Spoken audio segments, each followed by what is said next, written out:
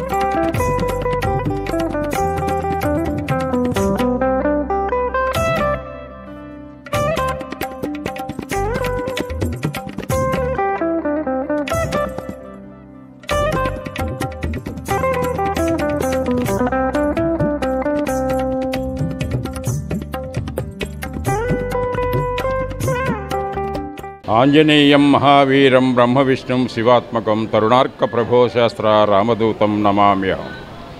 ఆ ఆంజనేయ స్వామి చిరంజీవని సకల కాలాల పాటు భక్తుల్ని అలరించడానికి వారు చిరంజీవిగా ఉంటారని చెప్పి మనకు చెప్పడం జరిగింది పురాణాల్లో. మరి అలాగే శ్రీరామచంద్రుడు ఏ విధంగా అయితే ధర్మ పరిపాలన చేశాడో, ధర్మాన్ని రక్షించి అధర్మాన్ని జయించడానికి కానీ దుష్ట శిక్షణకు కానీ ఆంజనేయ స్వామి ఎల్లకాలాలు ఉండి ఈ హైందవ ధర్మాన్ని ప్రతిష్ఠించడానికి కానీ సకల దేవతల యొక్క అభీష్ట సిద్ధిలాగా ఆ పూజాది కార్యక్రమాలన్నీ కూడా నిర్వహించడం జరుగుతుంది. మనకు ఒక ప్రతీతి ఉంది. ఎక్కడైతే రాముల వారి భజన జరుగుతుందో, ఎక్కడైతే రాముల వారి కళ్యాణం జరుగుతుందో, ఎక్కడైతే రాముల వారి పూజాధికాలు జరుగుతూ ఉంటాయో అక్కడ తప్పనిసరిగా ఆంజనేయ స్వామి ఉంటారు అనేది ఒక ఆలోచన.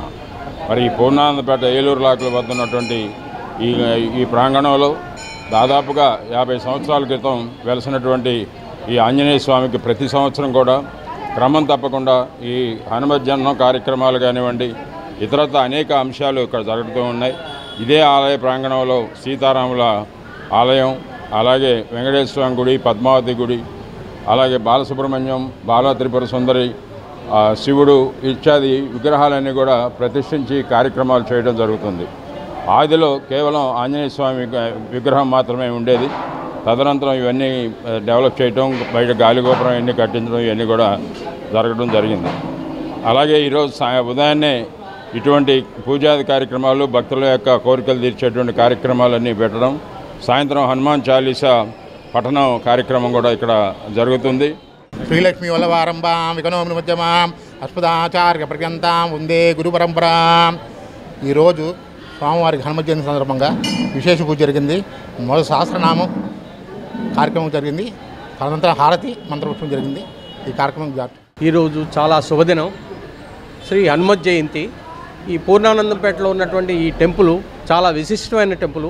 భక్తులు ఏమి కోరినా ఆంజనేయ స్వామి, సుబ్రహ్మణ్యేశ్వర స్వామి, అమ్మవారు, శివుడు, కోదండరామ, సీతారాముడు, ఏడుకొండ వెంకటేశ్వర స్వామి, పద్మావతి అమ్మవారులు ఉన్నారు.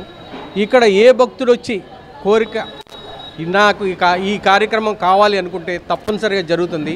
నా పేరు ధర్మారావు. నేను ఈ టెంపుల్కి 33 ఇయర్స్ నుంచి వస్తున్నాను ప్రతి మంగళవారం. ఈ చాలా విశిష్టమైన టెంపుల్, భక్తుల కోరికలు తీర్చే టెంపుల్.